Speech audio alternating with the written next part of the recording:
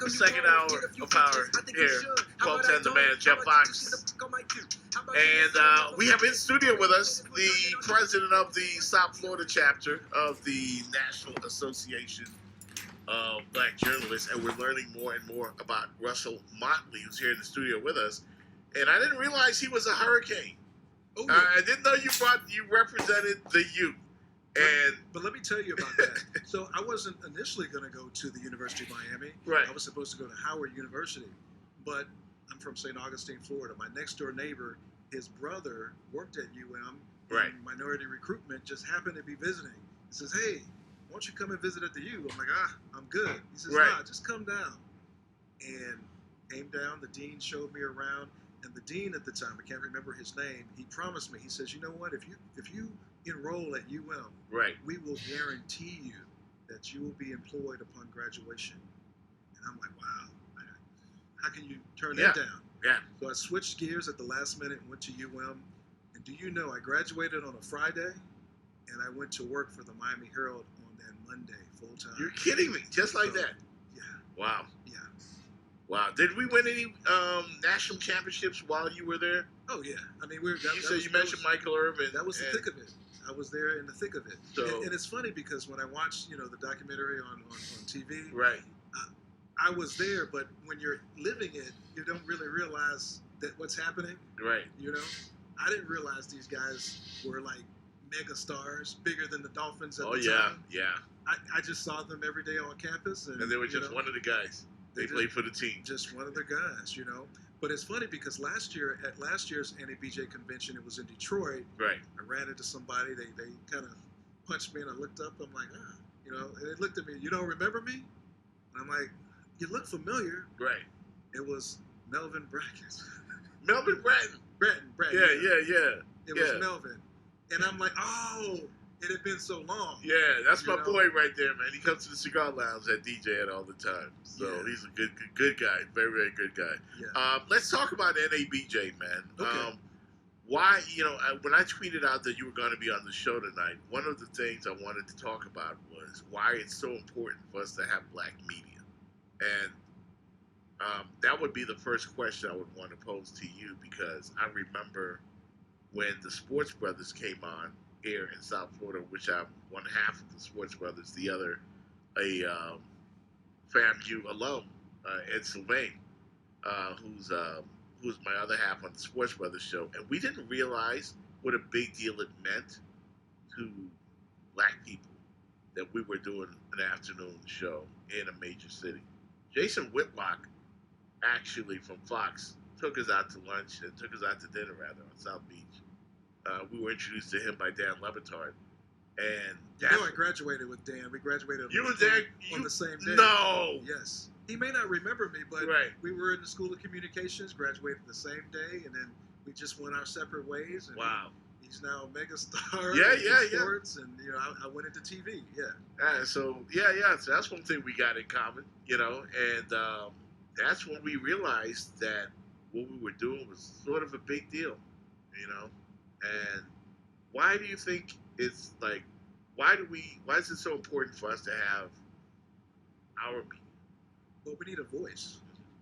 We need our perspective, and the subject matter doesn't have to be black. It can be anything. From the president of the United States, who I heard you talking about him earlier today. Yep. It doesn't matter, but we have a say. Yeah. And when our voice is not heard, it's almost like we're silenced. Yeah. Okay. Yeah. So I'm glad you're on this station and you're broadcasting, and we hear what you have to say every night. Yes. From your vantage point. Yes. From your background, and it matters. Absolutely. And it hasn't been easy. I can imagine. It hasn't been easy, and there are a lot. I mean, your story when you tell me how you came up and the opportunities that presented itself to you, those were great. Very timely. Growing up in St. Augustine, Florida? Yes. Well, you know what? I was just naive back then. I didn't even know what I was doing. I knew I wanted to be on air because I would watch the people on the local news in Jacksonville, and I said, that's what I want to do. I knew as early as 6th grade that I wanted to be a news anchor and reporter. Wow. And so, my brother and sister can tell you I used to practice reading the newspaper as if I was doing the news, as if I was Walter Cronkite or somebody. That's funny, man. So I was working on my voice even then. Yeah. And during the break, I was telling you the story of me going to a country and western station. My father knew the owner. Right. Walked in, he gave me a tour. He wanted to, just see what I could do. Right. So he heard my voice on the mic and asked if I could come back the next week to do the 5 o'clock news every day. Wow. And that was my start. And I was in high school. Right. At a country and western station. Yeah, an African American kid, a black kid. Yeah. So it was always funny when we gave prizes away, and the people, the listeners would come to get their prize, and where's Russell Motley? And then so when they see me, their jaw would drop, like, that's a black guy. Yeah. And it's not that I was talking white or anything, but I was trying to articulate and make sure that I had my broadcast voice, but they didn't know my race, and it really shouldn't have mattered. Yeah. Tell me a little bit about the history of the NABJ. Why was it created? When was it created? And so many prominent broadcasters are in this organization. My friend Donovan Campbell, who's from WSVN Channel 7, is the first person to tell me about the organization. I got him on board. Yeah. He's a longtime member. He's on my board of directors. The local chapter, right, and very involved. In fact, we're putting together a scholarship cruise on Wednesday. Yes, and Donovan, he's the party person. Yes. He knows how to dress, so he's the chair of that committee, and it's really all about getting involved and giving back, because we're very blessed and privileged to have these positions. Right. Especially in a major market like Miami. Yes, we are. So we want to give back. We want to reach back, and so that we can help that next generation of Donovan Campbell's, of Russell Motley's, Yeah. Because the road isn't easy. It isn't. It isn't. And I remember, again, us getting into the game, Stephen A. Smith was my first major guest on our radio show, and we were nobodies, but he reached out to. We reached out to him when he was with the Philadelphia. What was it called? Inquirer, I think it was called Philadelphia Inquirer. But he jumped on with us and took a chance on some unknowns, and ever since then we were fearless as far as going after major guests. But I like what I see in the NABJ, and you have people like Jamel Hill involved. I mentioned Robert Smith. He showed me the photograph of. Oh yeah. And just so many prominent African American, black journalists. And I like that this organization goes after a major network, any of them. I noticed that they went after CNN earlier this year for lack of representation. They had to go after CNN. Yeah.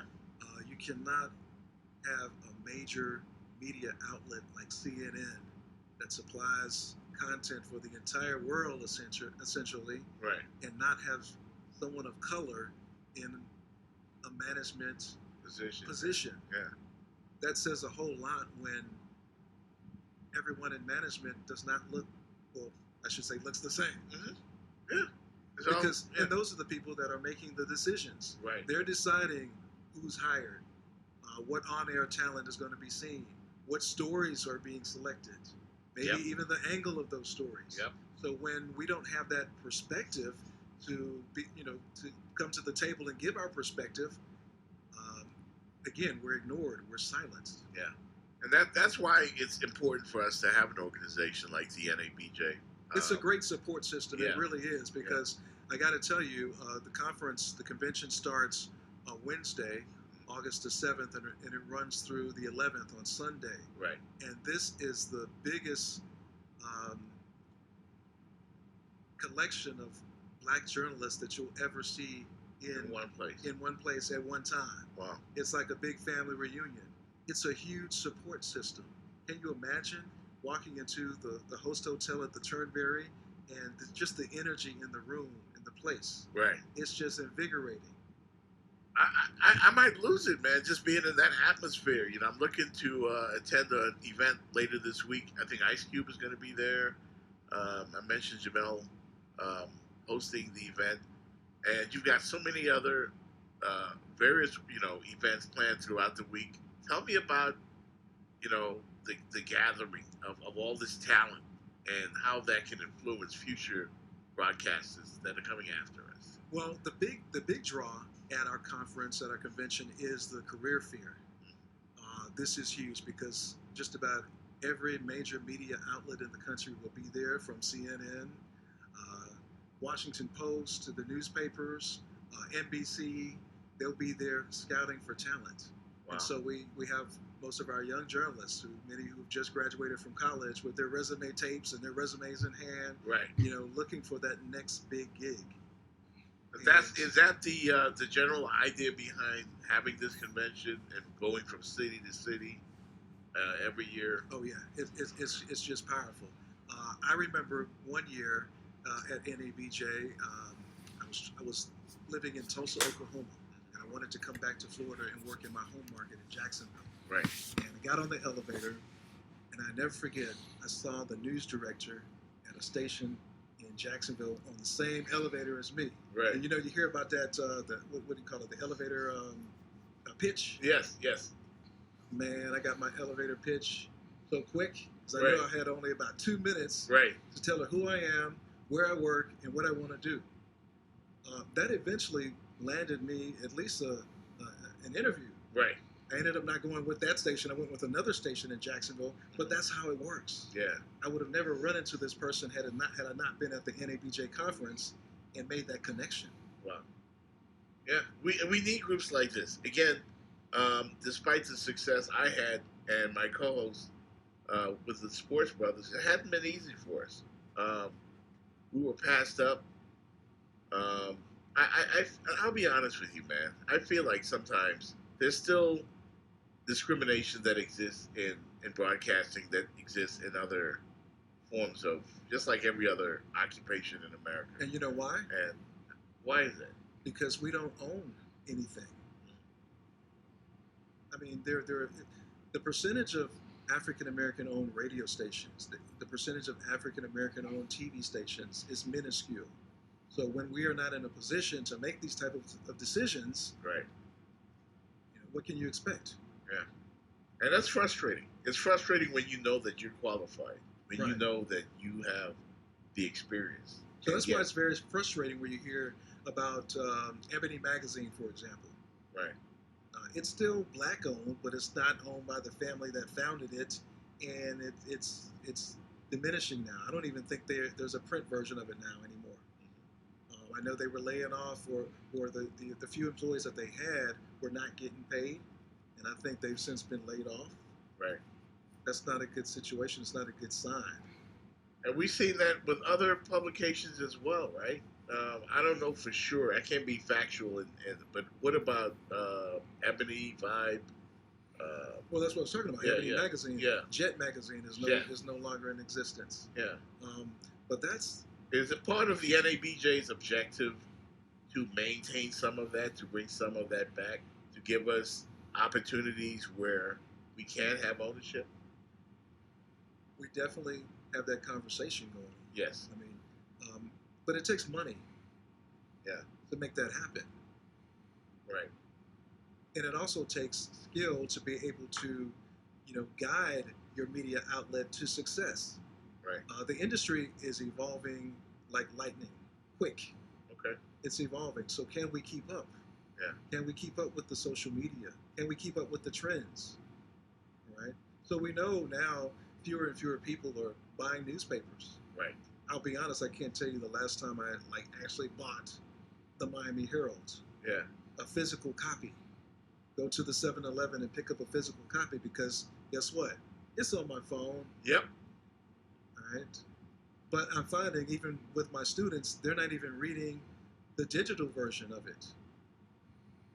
And that's a problem. Yeah, that is a problem. We need to be informed. We need to educate ourselves about what's going on. All right.